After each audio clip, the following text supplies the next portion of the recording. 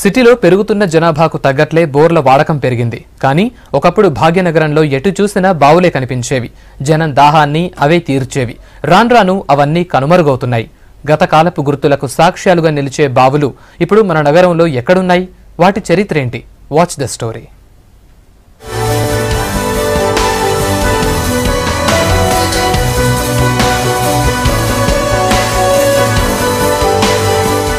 ఒకప్పుడు నీళ్ల కోసం జనాలు బావులపైనే ఆధారపడేవాళ్లు. రాన్రాను పెరుగుతున్న జనాభాకు తగ్గట్లు బోర్ల వాడకం పెరిగి బావుల సంఖ్య తగ్గుతూ వచ్చింది. ఇప్పటి తరానికి బావుల గురించి పుస్తకాల్లో చదివి తెలుసుకోవాల్సిందే తప్ప ప్రత్యక్షంగా వాటిని చూసే పరిస్థితే లేకుండా పోయింది. హైదరాబాదులో ఇప్పుడు బావులు ఎక్కడున్నాయో కూడా ఎవరికీ సరిగ్గా తెలీదు. 1956 నుంచి జనాభా పెరగడం, 1976 నుంచి ఊహించనంతగా భవనాలు పెరగడంతో చారిత్రక బావులన్నీ ఒక్కొక్కటిగా కనుమరుగవుతున్నాయి.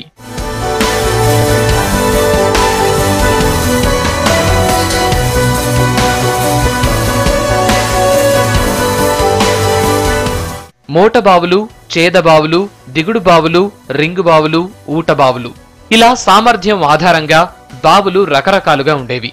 హైదరాబాద్, సికింద్రాబాద్ పట్టణాల్లో నిజాం నవాబుల కాలంలో ఎక్కువగా ఇలాంటి బావులపైనే ఆధారపడేవాళ్లు. పాత బస్తీలో ఒకప్పుడు ఎంతో మందికి నీళ్ల అవసరాలు తీర్చిన బావి ఇప్పుడు కబ్జా కోరల్లో చిక్కుకుని చెత్త కుండీలా మారిపోయింది. ఇలాంటి ఎన్నో బావులకు ఘనమైన చరిత్రలున్నాయి. కొన్ని ప్రాంతాల్లో అయితే బావులపైనే కాలనీలు వెలిశాయి. ఇప్పటి మెహదీపట్నంలోని రేతిబౌలిలో ఒకప్పుడు ఇసుక బావి ఉండేది. రాన్రాను ఆ బావి కనుమరుగై కాలనీ పేరుగా స్థిరపడింది. దూద్ బౌలి, ఇంజన్ బౌలి, ఆలుగడ్డ బావి, మగత్ కీ బౌలి లాంటి కాలనీలు కూడా ఈ కోవలోకి వచ్చేవే.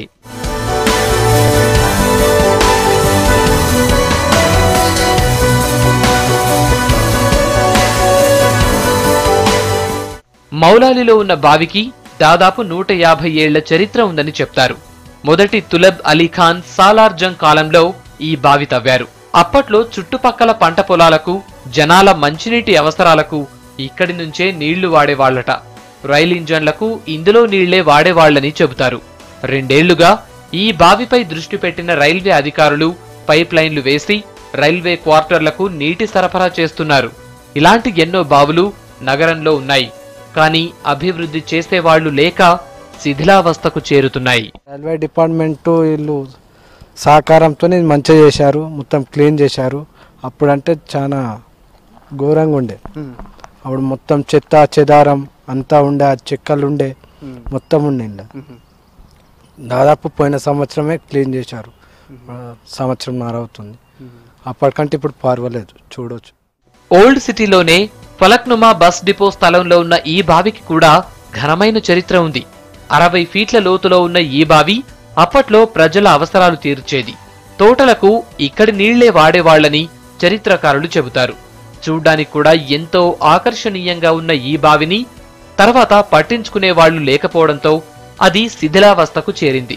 కానీ ఫలక్నుమా బస్ డిపో మేనేజర్ 2 ఏళ్ల క్రితం బావిని మళ్లీ వాడకంలోకి తెచ్చారు. బావిలో నీటితో బస్సుల్ని కడుగుతున్నారు. చెత్త చెదారం పడకుండా బావిని కాపాడుతున్నారు.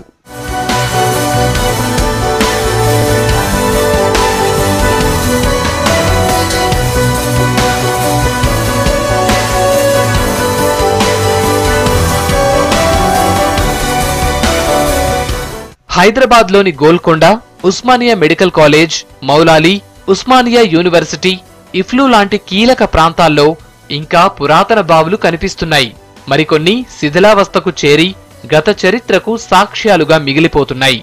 ఉన్న వాటినైనా కాపాడుకోవాల్సిన అవసరముందని పర్యావరణవేత్తలు అభిప్రాయపడుతున్నారు. చారిత్రక బావులను పర్యాటక ప్రాంతాలుగా అభివృద్ధి చెయ్యాలని సూచిస్తున్నారు.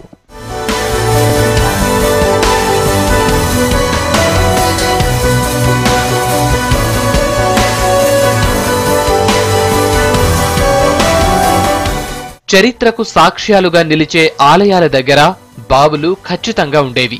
ఇప్పటికీ చాలా ఆలయాల్లో బావుల ఆనవాళ్లు కనిపిస్తూనే ఉన్నాయి. సీతారాంబాగ్ ఆలయంలో ఉన్న బావులు ఒకప్పుడు ఎంతో ఫేమస్. ఇప్పుడు మాత్రం వాటి ఆలనా పాలనా చూసేవాళ్లు లేకపోవడంతో శిథిలావస్థకు చేరుకున్నాయి. ఈ గుడిలో మొత్తం 5 బావులున్నాయి. 1960 ముందు వరకు వీటిని మంచినీటి అవసరాలకు వాడేవాళ్లు. ఆ తర్వాత బోర్లు పెరగడంతో ఇవి ఎండిపోయినట్లు జనం చెబుతున్నారు.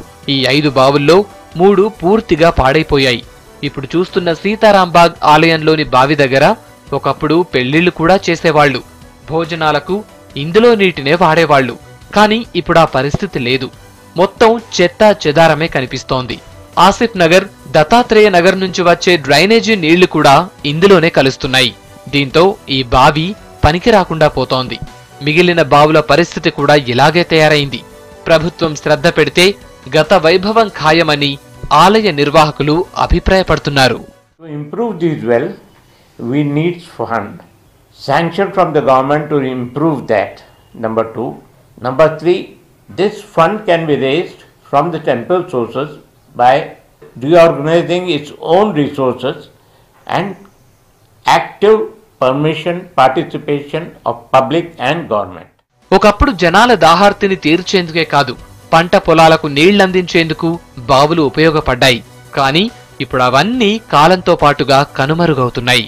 కనీసం ఉన్న బావులనైనా కాపాడుకుంటే, వాటిలో నీటి నిలువ చేసే పరిస్థితులు మళ్లీ ఏర్పడేలా చేస్తే అందరికీ మంచిదని పర్యావరణవేత్తలు అభిప్రాయపడుతున్నారు. చూశారుగా, ఇదండి హైదరాబాద్లో ఉన్న బావుల చరిత్ర. ఒకప్పుడు కొన్ని వేల సంఖ్యలో ఉన్న బావులు రాను రాను ఇప్పుడు వందల సంఖ్యలకే పరిమితమయ్యాయి. ఒక్కో బావికి ఒక్కో చరిత్ర ఉంది. కానీ అవన్నీ కూడా ఇప్పుడు కనుమరుగైపోతున్నాయి, శిథిలావస్థకు చేరుకున్నాయి.